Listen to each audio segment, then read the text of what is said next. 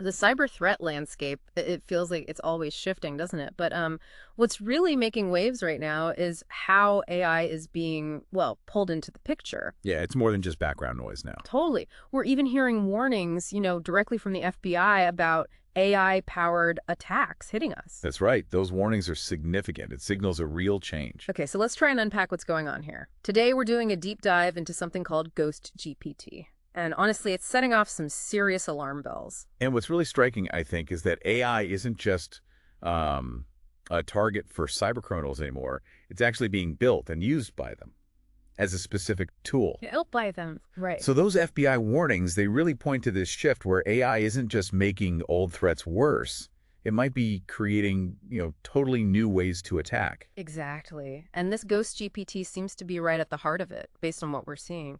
There's a report from Abnormal Security, Forbes covered it, and we saw some chatter highlighting it too. An interesting topic, as they say. Definitely.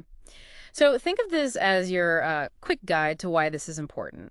Our mission really is to get a handle on what Ghost GPT actually is, how the cybercriminals are using it, and, well, why its arrival is something we all need to pay attention to in this digital world. Okay, so let's start at the beginning then. Yeah. Fundamentally, what is Ghost GPT? Well, based on what Abnormal Security found and what Forbes reported, it's at its core an AI chatbot. But, and this is the key thing, it's built with like malicious intent baked in. Malicious intent. Yeah, it's made specifically for and sold directly to cybercriminals, hackers. Now, you know how most AIs we hear about have these ethical rules built in? Safeguards. Right, the guardrails to stop them doing harmful stuff like writing malware code. Exactly. Ghost GPT, it's engineered to just ignore all that, completely uncensored. And that lack of censorship, that's the real kicker, isn't it? Mainstream AI, they try to program against misuse. Ghost GPT is deliberately built without those limits. Abnormal Security put it pretty bluntly. They called it a chatbot specifically designed to cater to cyber criminals. It's, well, a tool made for breaking the law, essentially. Right. And the Forbes piece, it suggests it's probably built on what they term a jailbroken version of an open source large language model. Okay, so maybe unpack jailbroken a bit. And large language model. Sure. So Yeah. a large language model, or LLM, that's just a type of AI that's really good at understanding and spitting out text that sounds human. Think Chat GPT, that kind of thing. Got it. Jailbroken means someone's deliberately messed with it to remove or bypass the normal rules and restrictions. So they've taken this powerful language AI and basically swished off its conscience, its safety features. Exactly. By ripping out those ethical rules, those safety checks, like Abnormal Security found, GhostGPT can just give you straight answers to harmful questions, things other AIs would just refuse to answer. On flag, maybe. Or flag, yeah. Imagine asking it, give me the steps to write a really convincing phishing email. A normal AI might say no or give a warning. GhostGPT is designed to just do it. Which naturally leads us straight to the big question. How are criminals actually using this thing? What are they doing with it?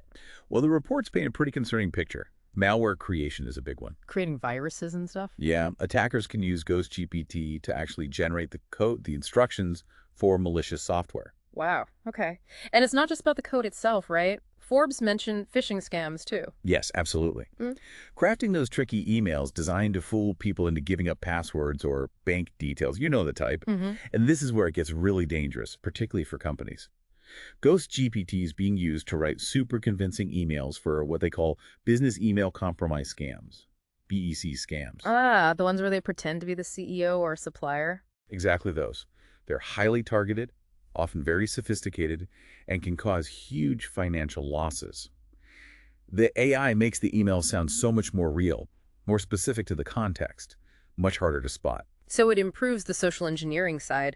But didn't Forbes also mention coding and exploit development in the marketing? It did. So besides the fake emails and malware code, it's advertised as helping with general coding tasks and even finding and using security holes in software, what we call exploit development. So it helps with both the tricking people part and the breaking into systems part. Pretty much. It covers a lot of bases. And crucially, this makes it way easier for people without deep technical skills to get into cybercrime. Right. Which brings us to, how easy is it to get? How user-friendly is this Ghost GPT for these criminals? Disturbingly easy, according to Forbes. It's apparently available right through a Telegram bot. Telegram, the messaging app. That's the one. You just pay a fee and you get access, like a subscription service, but for well, crime tools. So no need for technical know-how? Not really. Yeah. The implication is huge. You don't need to be a master hacker. You don't need to figure out how to jailbreak an AI yourself, which can be tricky. You just pay up. You should pay the subscription fee, and you can start using this powerful, uncensored AI straight away. It really democratizes cybercrime capabilities in a scary way. Yeah, democratize is a good word for it. No messing with complex prompts or downloading massive AI files. It's all neat, packaged up on Telegram. Forbes even mentioned some of the selling points they advertise, right? They did. Things like fast processing, so you can create malicious stuff quickly. Efficiency matters, even for criminals, apparently. Seems so. Yeah. And then there's the no logs policy. Obviously, that's a big draw if you're trying to hide illegal activity. Of course. Plausible deniability built in. And just that easy access through Telegram. It's all about making it immediate, simple to use, even if you're not, a coding genius. Yeah. It knocks down that barrier to entry. Okay, but I remember the Forbes piece mentioned something a bit weird, that the GhostGPT ads also claimed it could be used for cybersecurity. What did Abnormal Security think about that? Yeah, they weren't buying it. Didn't think so. They basically said that claim was hard to believe, especially when you see where it's being sold on known cybercrime forums and what it's clearly good at, like those BEC scams. Right. It sounds more like a weak attempt to, I don't know, muddy the waters. Probably. A bit of flimsy cover, maybe. The skepticism seems totally warranted. So if we zoom out a bit, look at the bigger picture. Mm-hmm. The fact that tools like GhostGPT exist now, uncensored AI, built specifically for crime, that feels like a really big and worrying step change in cyber threats. It really does. It makes those FBI warnings about AI being misused feel very real, very present. This isn't some future hypothetical problem anymore. It's here now. It's here now. And it raises that critical question, what are the broader consequences? We're seeing AI being weaponized directly and made easily available. Okay, so let's try and boil this down. For you listening, what's the single most important thing to take away from this deep dive on GhostGPT? I think the core message is this.